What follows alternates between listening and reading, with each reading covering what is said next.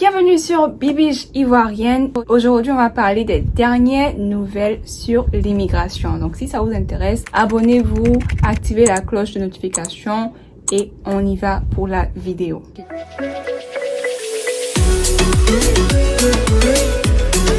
Alors, on y va avec le point numéro 1. Il s'agit de la proclamation présidentielle 9945 ou 9945 qui suspendait l'entrée des immigrants qui pèseraient financièrement sur le système de santé des États-Unis.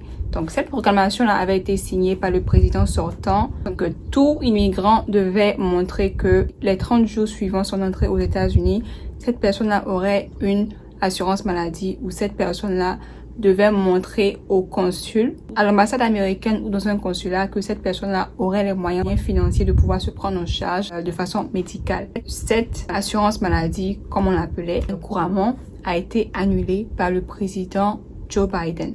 Donc, dorénavant, tout immigrant n'a plus besoin de montrer à un agent consulaire ou un agent d'immigration que cette personne-là a les moyens financiers nécessaires pour pouvoir se prendre une assurance maladie ou si cette personne-là aura une assurance maladie dans les 30 premiers jours suivant son entrée aux États-Unis. Plus. OK? Donc, vous pouvez breathe, vous pouvez respirer maintenant. Le président Joe Biden a finalement annulé cette assurance. Donc, ça, c'était le premier point. En deuxième point, on va parler des TPS. Le 22 mai dernier, 2021, le secrétaire de la sécurité intérieure, Alejandro Mayorkas, a annoncé une nouvelle désignation de statut de protection temporaire. En anglais, TPS, Temporary Protected Status, et en français, statut de protection temporaire. Il a annoncé cette désignation de TPS là de 18 mois pour tous les Haïtiens qui résident aux États-Unis. Cette nouvelle désignation TPS permet aux ressortissants haïtiens ayant résidé actuellement aux États-Unis à partir du 21 mai 2021 de pouvoir déposer une demande initiale de TPS. Donc, pouvoir faire la demande de TPS à condition qu'ils répondent aux critères d'éligibilité. Donc, ça s'applique à tous les ressortissants haïtiens, également aux personnes sans nationalité qui résident ou ayant résidé récemment en Haïti. Donc, toutes ces personnes-là pourront faire la demande de TPS et ils pourront recevoir un TPS, un statut de 18 mois, donc soit 1 an et demi. Et pourquoi? La raison, c'est très simple. Haïti connaît actuellement de graves problèmes de sécurité, des troubles sociaux, une augmentation des violations des droits humains, une pauvreté écrasante et un manque de ressources de base qui sont exacerbés par la pandémie de COVID-19, a déclaré le secrétaire Mayorkas. Après un examen attentif, nous avons déterminé que nous devons faire tout notre possible pour soutenir les ressortissants haïtiens aux États-Unis jusqu'à ce que les conditions en Haïti s'améliorent afin qu'ils puissent rentrer chez eux en toute sécurité. Mayorkas a déclaré que puisque Haïti connaît des troubles sociaux, des troubles politiques en ce moment, on peut aider, on va soutenir les Haïtiens qui sont là en ce moment aux États-Unis en leur donnant un statut protégé de 18 mois. Et en faisant cette demande de statut protégé là, ils auront également la chance de pouvoir travailler, donc pouvoir faire la demande du permis de travail et également pouvoir faire la demande du travel document, donc du document de voyage. Donc, ils pourront voyager, ils pourront sortir et rentrer aux États-Unis de façon légale. Les critères d'éligibilité sont disponibles sur le site du USCIS. Donc, je vais mettre le lien en bas de description de cette vidéo-là. Vous pouvez cliquer et accéder au site. Et si vous êtes qualifié, vous pourrez remplir la fiche et puis pouvoir recevoir le statut protégé. Très bonne nouvelle pour les Haïtiens. Une chose très importante à mentionner, c'est que ça concerne uniquement tous les Haïtiens qui étaient aux États-Unis à compter du 21 mai 2021 ou avant.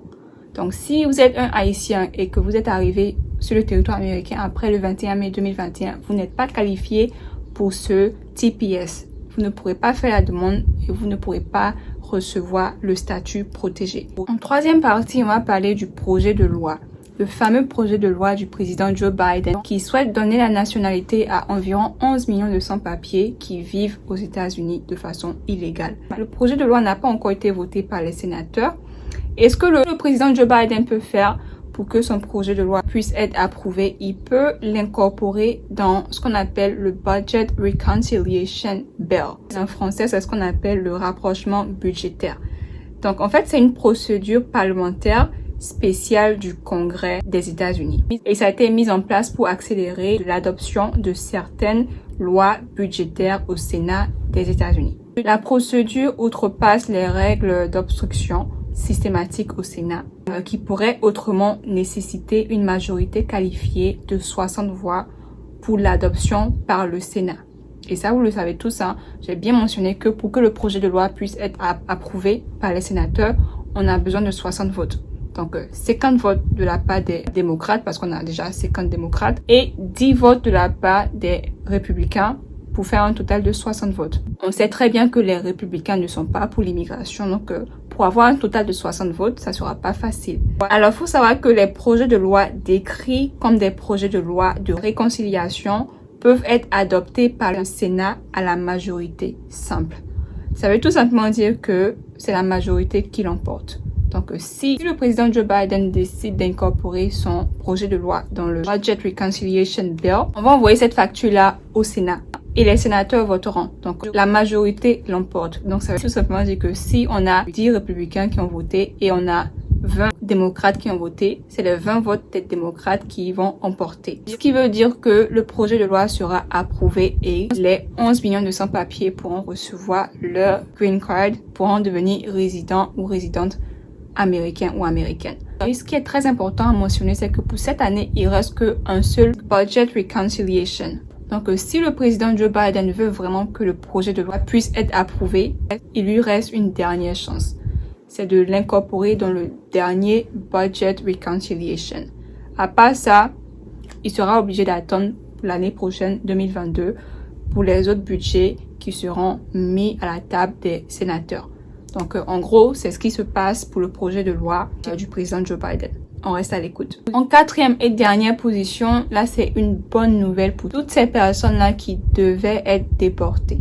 Il faut savoir que le président Joe Biden a donné la possibilité à ICE. Donc, ICE, c'est Immigration and Customs Enforcement. Donc, en français, c'est les services d'immigration et de douane. Le président Joe Biden a donné aux avocats de ICE plus de latitude pour abandonner les affaires ou les cas d'immigration, immigration cases, donc tous ceux qui devaient être déportés. Les différents juges peuvent maintenant décider de façon discrète si oui ou non ils vont déporter ces personnes-là. Les personnes concernées sont les titulaires de la carte verte, les personnes âgées, les personnes enceintes ou souffrant de problèmes de santé graves ou ayant séjourné aux États-Unis depuis leur plus jeune âge. Donc, dans le cas de quelqu'un qui a été ici depuis très longtemps, donc quelqu'un qui est venu aux États-Unis quand il avait peut-être 4 ans ou 5 ans, qui a eu la green card, qui a eu la carte verte, mais qui a commis des crimes pas si graves que ça, les juges de ICE peuvent utiliser leur discrétion pour dire que cette personne a duré aux États-Unis et que ces crimes-là ne répondent pas vraiment à des crimes assez graves, donc on ne va pas la déporter. Donc voilà la catégorie de personnes qui peuvent ne pas être déportées. Et il faut savoir que là, en ce moment, ICE se focus plus sur des cas vraiment graves. L'arrestation et la détention de ces personnes-là qui constituent des menaces pour la sécurité nationale, la sécurité à la frontière et la sécurité publique. Donc, à part ces 3 catégories-là, le reste, ça sera de la part des juges d'utiliser leur discrétion pour pouvoir annuler ou pouvoir abandonner certains cas de personnes qui devraient normalement être déportées. Donc voilà, c'était tout pour les updates, c'était tout pour les nouvelles au niveau de l'immigration. Donc si vous avez profité de cette vidéo, n'hésitez pas à liker, commenter si vous avez encore des questions, abonnez-vous, activez la cloche pour ne rater aucune de mes vidéos. Également, surtout, partagez la vidéo pour informer le maximum de personnes. Et sur ce, on se dit à la prochaine. Bye!